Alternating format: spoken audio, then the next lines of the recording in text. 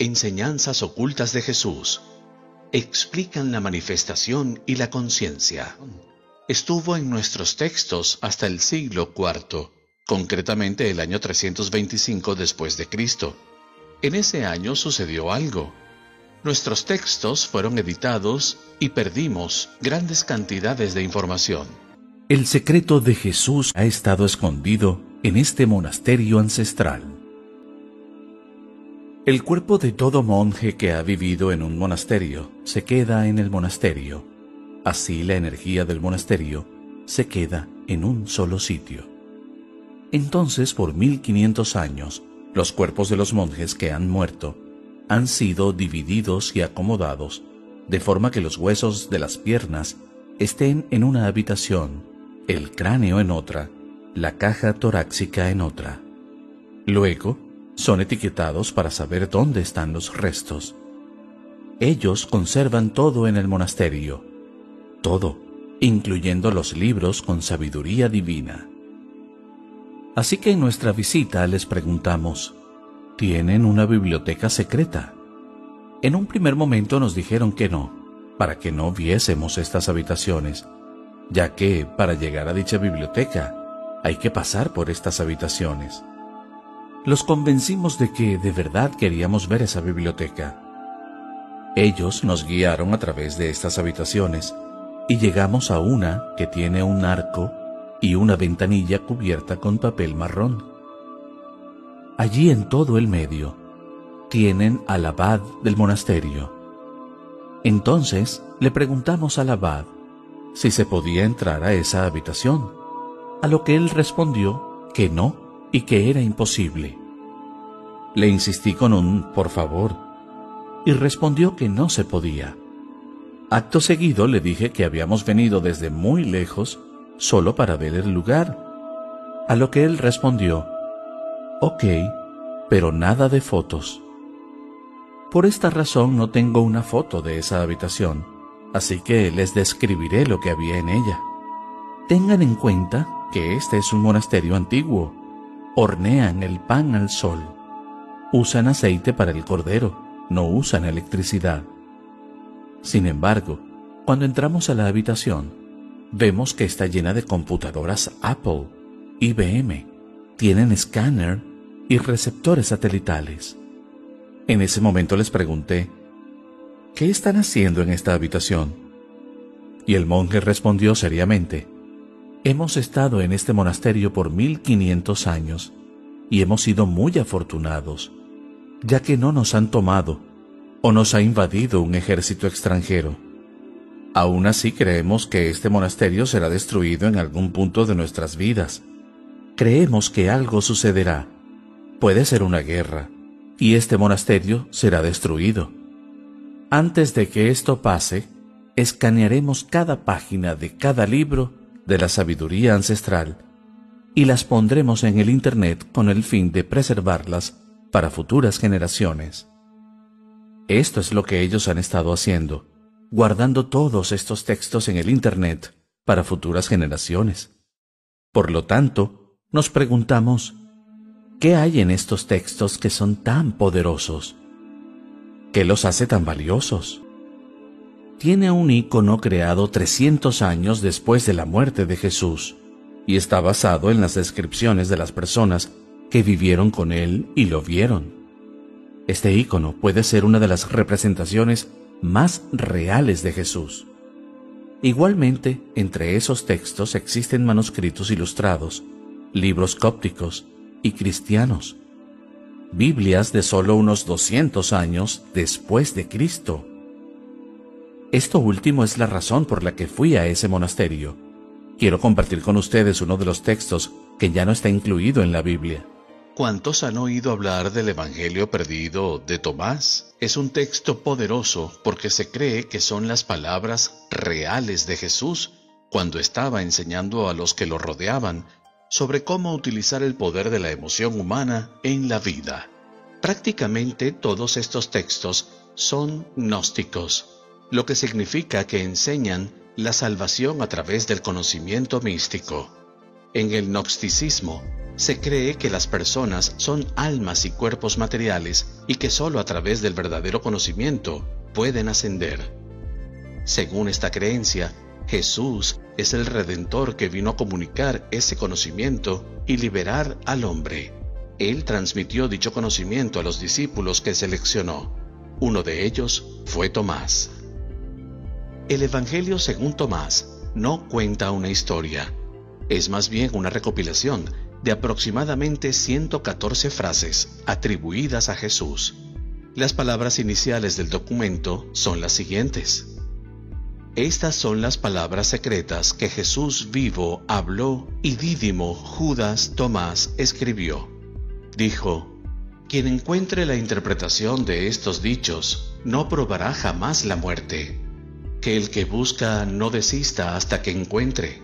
Cuando encuentre, se turbará. Cuando esté turbado, se maravillará y reinará sobre el universo. Las frases en sí no son el secreto. El secreto está en su interpretación. Y si los pueblos indígenas lo saben, y si los antiguos lo supieron, ¿por qué nosotros no? ¿Qué ha pasado con nuestro conocimiento? En nuestra tradición occidental, y cuando digo occidental estoy asumiendo que somos de la tradición judeocristiana, hubo un tiempo en que el lenguaje de la emoción era parte de nuestra tradición.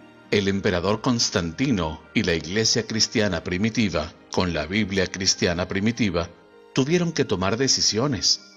¿Qué información incluimos? ¿Qué información excluimos? Lo que sabemos ahora es que al menos 45 libros fueron o bien eliminados por completo, o bien tremendamente editados en lo que hoy llamamos nuestra tradición bíblica occidental. Cuando se hicieron esas ediciones, perdimos la información que nos dice que todo está conectado. Desapareció la información que explica el lenguaje que habla de este campo. Para desatar la fuerza de la matriz divina en nuestras vidas, primero tenemos que entender cómo funciona, y la ciencia nos lo dice. En segundo lugar, debemos hablar el lenguaje que la matriz divina reconoce. Pero la ciencia no puede decirnos eso. Eso viene de nuestro pasado, de nuestra cultura, de nuestra historia, de aquellos que han aprendido y utilizado este lenguaje durante miles de años. Así que esto es lo que estamos haciendo ahora. Estamos aprendiendo lo que dijo Jesús y lo que dijeron los grandes maestros sobre este lenguaje. Porque es lo mismo si hablas de tradiciones budistas, o hindúes, o cristianas, o precristianas. Hay dos claves importantes. He estado en los monasterios budistas en el Tíbet y lo primero, ahí nos dicen que hay un sentimiento en la oración. Segundo, que debemos sentir que esas oraciones que hacemos ya han sido respondidas. El Evangelio de Tomás está hablando sobre el pensamiento y la emoción y lo que sucede cuando haces que tu pensamiento y tu emoción sean uno. Dijo Jesús: cuando seáis capaces de hacer de dos cosas una sola, seréis hijos del hombre. Y si decís: montaña, trasládate de aquí, se trasladará. Él está diciendo que cuando puedes unir tu pensamiento con tu emoción en una sola fuerza potente, es cuando tienes el poder de hablar al mundo. En segundo lugar, cuando haces de los dos uno, ¿de qué habla? Cuando el pensamiento y la emoción se convierten en uno en nuestros corazones, creamos los sentimientos en nuestros cuerpos. Volvamos al Evangelio de Tomás, a otro verso. El verso 48. Dice casi lo mismo. Era tan importante que se registró al menos 3 veces diferentes en el mismo Evangelio. Jesús dijo: si 2 personas hacen la paz entre sí, en esta misma casa. Cuando Jesús está hablando de la casa o el templo, ¿de qué está hablando? Precisamente de ti. Tú eres la casa, tú eres el templo. Dirán a la montaña: desaparece de aquí, y ésta desaparecerá. Si los dos hacen las paces entre sí y en esta casa, es decir, si el pensamiento y la emoción se hacen uno, mira lo que pasa. Podrán decirle a la montaña: apártate, y ella se apartará. Nos está diciendo de nuevo, en un verso completamente diferente, lo poderoso que es unir el pensamiento con la emoción, pero todavía no nos ha dicho cómo se hace esto. Esa es la siguiente parte. En la Biblia moderna hay un pasaje. ¿Cuántos han escuchado, pedid y se os otorgará? ¿Lo conocen? Sé de personas que pidieron hasta el cansancio y no recibieron nada, porque no se pide con la palabra. Decir, por favor, trae esto a mi mundo, no es pedir. Para pedir, debemos hablarle al campo, a la matriz divina, en el lenguaje que el campo reconoce, con un lenguaje que es significativo. El campo no reconoce nuestra voz, reconoce el poder de nuestro corazón. Tenemos sentimientos en nuestro corazón que crean ondas eléctricas, ondas magnéticas. Ese es el lenguaje que el campo reconoce. Así que cuando creas el sentimiento en tu corazón, es como si tu oración ya fuera contestada. Así creas las ondas eléctricas y magnéticas que te traen esa respuesta. En Juan 16, 23, 24, según la Biblia del Rey Jacobo, dice lo siguiente: y en ese día no me pediréis nada. En verdad os digo, que todo lo que pidáis al Padre en mi nombre, os lo dará. Hasta ahora no habéis pedido nada en mi nombre. Pedid y recibiréis, para que vuestro gozo sea completo. Esta es la versión editada. Esto me resulta tan sorprendente porque quitaron las dos frases que nos dicen cómo pedir. Volvamos al arameo y encontraremos una nueva traducción. Empieza de manera muy similar, pero aparecen las piezas que faltan. Todas las cosas que pidan directamente dentro de mi nombre se les darán. Hasta ahora no han hecho esto, porque si piden con la boca no han hecho nada. Ahora aquí está la pieza que fue editada. Lean estas dos frases muy poderosas. Pide sin motivo oculto y déjate envolver por tu respuesta. Déjate envolver por lo que deseas, que tu alegría sea plena. No está diciendo que hables una palabra, está diciendo que te rodees para sentirte como si estuvieras rodeado, que te sientas como si tu respuesta ya ha ocurrido, dejándote envolver por el sentimiento que tendrías al recibir la respuesta. Si quieres la relación perfecta en tu vida, si quieres la curación en el cuerpo de tus seres queridos, siente el sentimiento de lo que es, como si eso ya hubiera sucedido. Envuélvete con lo que deseas, porque eso es cuando tu pensamiento en tu emoción se convierte en uno. Piensa el pensamiento de la curación de tu ser querido y siente el amor de ese pensamiento. Se convierten en uno y ese es el lenguaje que este campo reconoce. ¿Tiene sentido?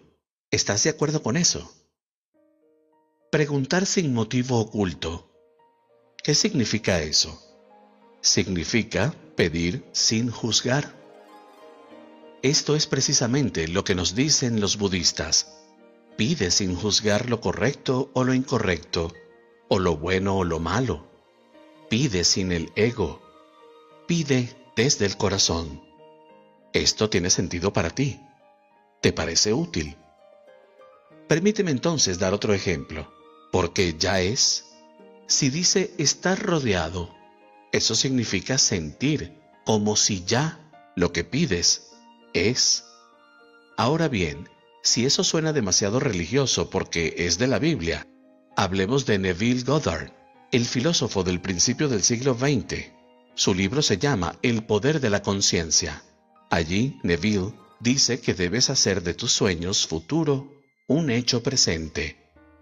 Ahora asume el sentimiento de tu deseo cumplido, para venir del lugar que ya ha sucedido. Ahora bien, esto es lo que hacen los practicantes espiritualistas con un tumor canceroso. Quiero elaborar esto un poco más. Cuando esos practicantes curan a alguien de un tumor, no juzgan el cáncer, no piensan si es incorrecto o malo, o correcto o bueno. No hacen ningún juicio. Aceptan ese tumor como una posibilidad, una de las muchas posibilidades, porque en el mundo cuántico, Todas las cosas son posibles. No dicen, cáncer malo, debes irte, o vamos a operarte, o vamos a usar una radiación en ti. No hacen eso. Aceptan el cáncer tal y como es, sin motivos ocultos, sin juzgarlo, y dicen, ahora vamos a elegir una nueva realidad, sintiendo, asumiendo el sentimiento, como si la persona ya estuviera curada. Es sentir el sentimiento como si la persona estuviera totalmente curada, totalmente habilitada, totalmente capacitada.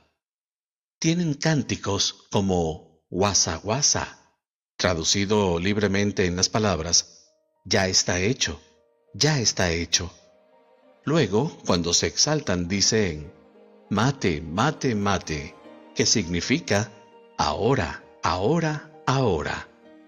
No dentro de un año, no dentro de un mes, no dentro de 5 minutos.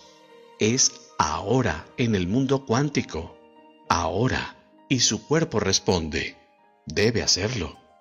La realidad física debe responder al lenguaje que entiende, así que en las tradiciones budistas nos están diciendo la calidad del sentimiento, y en las tradiciones judeo-cristianas también nos están dando las instrucciones para estar rodeados, para estar envueltos. Nos enseñan cómo crear ese sentimiento, y cuando pones todo eso junto, es algo que ocurre en nuestros corazones, no en nuestras mentes. Sentir como si la oración ya fue respondida, sin juicio y sin ego, y sin sentir desde el resultado.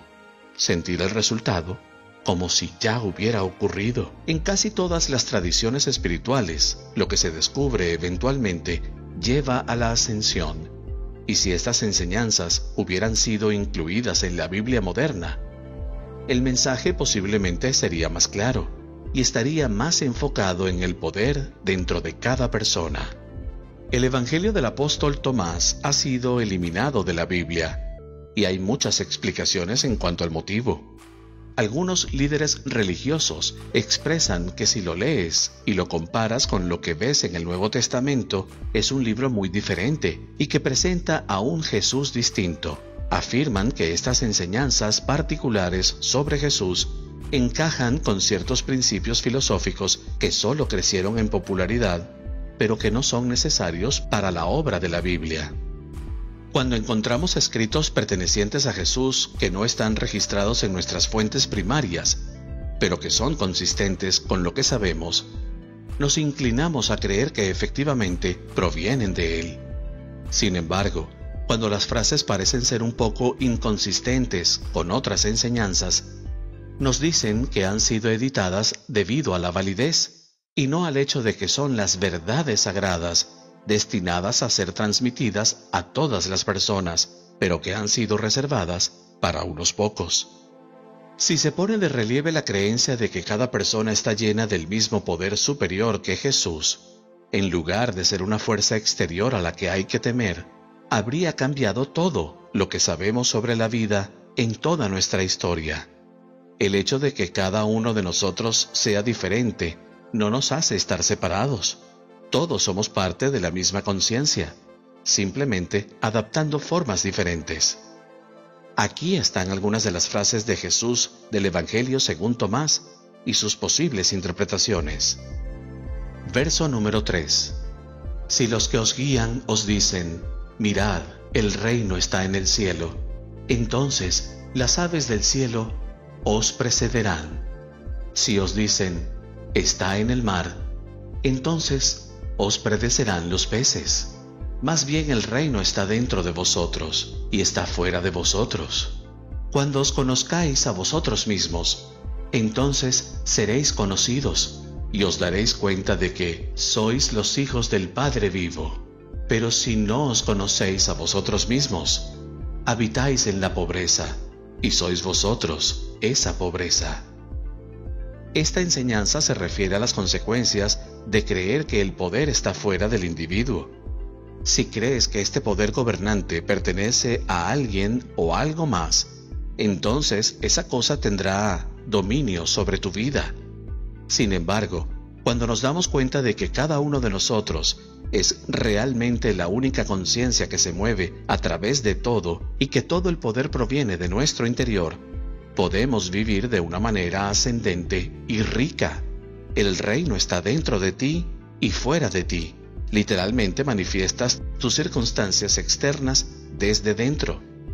Si no os conocéis a vosotros mismos, habitáis en la pobreza, y sois vosotros esa pobreza.